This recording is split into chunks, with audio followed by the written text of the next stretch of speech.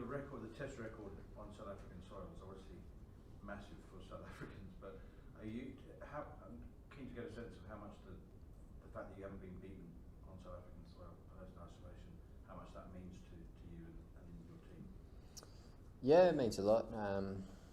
Obviously, it's coming to South Africa. It's probably the most similar conditions you get to Australia, or probably any conditions in the world for two countries. So, yeah, this is going to be a good challenge for this group to hopefully keep that record up. Obviously, we got beat by South Africa at home a year ago, and that was a bit of a low point for Australian cricket. So, it'd be great if we could turn the tides here in South Africa. Have you had a chance to watch much of South Africa-India, that Test series? Did you get a sense of the South African Test team right now? Yeah, saw bits and pieces of it. Been watching bits of the one days the last couple of days as well. So they probably haven't been at their best, the South Africans, and the Indians have played really well. So, for us, it's they might be a little bit low heading into the Test series, and for us, it's important to try and keep their confidence down and start really well in the first Test match in Durban. Yeah, do you derive confidence from the fact that they What's that, sorry? Do you derive confidence from the fact that they struggle badly against Indian spinners? And do you think that that wrist spin could play an important role in your campaign? In our campaign? Yeah. We don't have any wrist spinners here. I know, but it could have played maybe. I think Nathan Lyon's a pretty good spinner, and he's done very well for us recently. So, yeah, no doubt he can play a big part for us in this series. But, I think for us as a whole, we've come off the back of a pretty good Ashes campaign at home. We've played some really good cricket, and hopefully we can keep that up here in South Africa. The message to the boys is, one good series doesn't make a great team. You need to keep backing it up day in, day out in different conditions. And, for us as a team, winning away is a big goal for us. Like most teams around the world, we don't play well. Well, every team around the world hasn't played well away from home for a while. So, that's one thing we want to improve on, and, it's a good opportunity for us here. Steve, what areas are you looking to improve on? 4-0 in the Ashes, but where can you guys get better? I think just consistency. I think during the Ashes we probably won key moments, we're probably behind the game in a lot of the matches, and we were able to get ourselves in front of the game and not let the opposition back in. So, that was by winning key moments, and against a quality side like South Africa, those key moments are going to be crucial again. Over here in the Neil. Steve, how easy or difficult is it when, last year there was a team that was playing T20s back in Australia when you guys already started preparations for the India tour, and then once again you are here preparing for a big Test series, and then there's just a T20Is going on back there. How easy or difficult is it to make such a switch when there are different teams in different places? In an ideal world, it'd be great if there wasn't any clashes in the schedules and we'd be able to play everything. But looking at the Test team, everyone except Davey, who's playing the T20s, has had a bit of a break and a chance to sort of refresh and get ready for this tour, which I think's been really good. But in an ideal world, we'd love to play every single game for Australia that we can, or be available to be selected for every game possible. But it's sometimes it's difficult with the schedules. But the guys here with the Tests, we've got a good prep, good lead in. A couple of days training, a tour match, a couple more days training, and get into the first Test. So we're excited by that. Yeah. Steve, when your fixture list was announced at the beginning of the summer, there was a sense that, well, at least we got a sense that, wow, 4 Tests in March at the end. After all that, it's going to be a real endurance test. But are you feeling a bit weary after such a long summer, the Ashes, the one days and everything? I was, until 2 weeks ago when I got a bit of a break, and I actually feel really good now. I feel refreshed, and for a bit of that time I actually didn't feel like picking up my cricket bat. But then probably 5 or 6 days ago I wanted to do it again, which means I probably felt like I'm ready to go. So you know, I think that's the same with a lot of the guys. We've obviously had a pretty big summer, and you know, the chance to have a little bit of a rest and get ourselves right for this series has been important. And you know, all the guys are chomping at the bit to get started now. Sorry, if I may, have you seen Lungi Ngidi? Yeah, watched a bit of him in the Indian series. Looked like he bowled reasonably well. Kind of looks like he comes wide of the crease and angles it in at the right-handers and hits pretty good areas. So, yeah, he's obviously a good find for South Africa. See, there are only that many marquees here, tests around the world. When you all come here, South Africa comes to Australia, or like India, Australia, or Australia and England.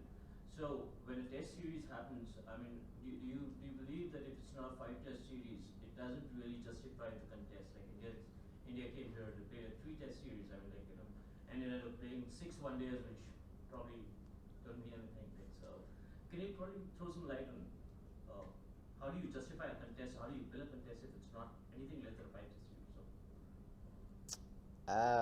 Well, I think the only 5-test series that we play is an Ashes series. So every other test series is 3, 2, or. India's going England for a 5-test series. Okay. Well, I guess that's up for both boards to decide what they want to play. But we played 3 tests when we came here last time. We've got an extra one this time, which I think's fantastic. That we get to play at another ground, and more fans get to come out and watch us and things like that. So. I don't know the answer to your question. It's obviously up to the boards to decide how many tests per series, but I think 4's pretty good. Yeah. Steve, you mentioned that last series against South Africa as a bit of a low point, and you've said in the past that Hobart game kind of defined your captaincy in a way. How far has the team come in that time, and I guess also in addition, how your captaincy has grown? Yeah, I think we've made some really good strides in the last year. Playing in India. I thought we played some pretty good cricket there without winning that series, where we probably had moments where we could have won the series, but disappointingly we weren't able to, I guess, convert those chances into wins. But I still think we made some really good strides there. Obviously the summer back home was fantastic to win 4-0, and I think this series is going to be another good challenge for us.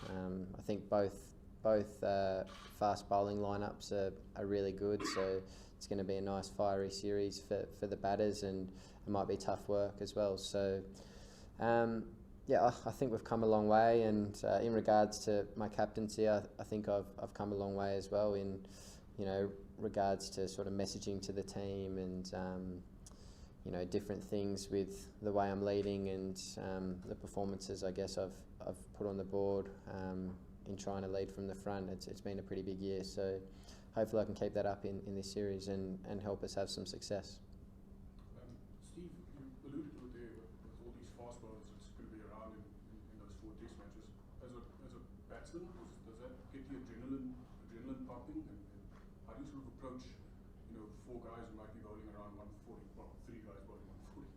I think it's great. I'm excited by it. You love going up against the best bowlers around the world, and I think South Africa have 2, in particular 2 guys that bowl good pace, Rabada and Morkel, and they're quality bowlers, along with Philander, who's done what he's done for long periods of time, where he challenges your defence consistently. So I think it's really exciting, and the batters should be looking forward to this series. It's you love going up against good pace and those sort of challenges. So I think it's going to be a fantastic series for the viewers to watch. Last 2 here, here, Sammy, last one. Steve, I don't know how much of the Indian series that you kept up with against South Africa, but the pitches were kind of a contentious issue around here. How are you guys preparing for this, both from a batting point of view and from a bowling point of view? Good question. We saw some of the wickets that looked quite difficult for the batters in the Indian series, but for us it's just about playing what's in front of you. Whether you've got a flat wicket, a green wicket that's doing something, a wicket that's up and down, you've just got to try and adapt to whatever you've got in front of you, and do the job. So, you know, that's, I guess, my message to the boys at the moment. You don't know what you're going to get in each test match at each venue, and you know, it's just about playing the way you need to play for each set of conditions. That's the most important thing. Steve, something actually that you commanded your fast bowls to best the England tail. Is that going to continue here in South Africa? They're a little bit different now that the Pros have the pace to fight back. I think they'll probably go down a similar path. I think there could be some good short pitch bowling throughout the series to, you know, to batters, to tail, everyone from both sides. So yeah, I don't think a great deal changes there. Last one. Steve, what did you learn from the 2014 Test series, which was your first taste of Test cricket in South Africa? What did I learn? That it's a terrific place to play cricket.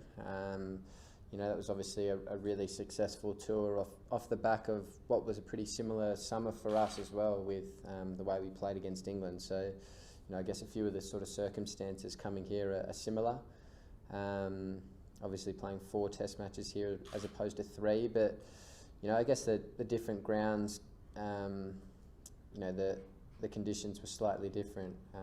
Looking back, I remember Centurion had some good pace and bounce about it. Port Elizabeth was quite slow and reverse swing came into play. Cape Town was just a good wicket with reasonable pace and bounce as well. So, no, I guess conditions-wise, that's sort of what I learnt, and you know, it's just a great place to play cricket, and fantastic to be playing here against South Africa. Thanks, guys.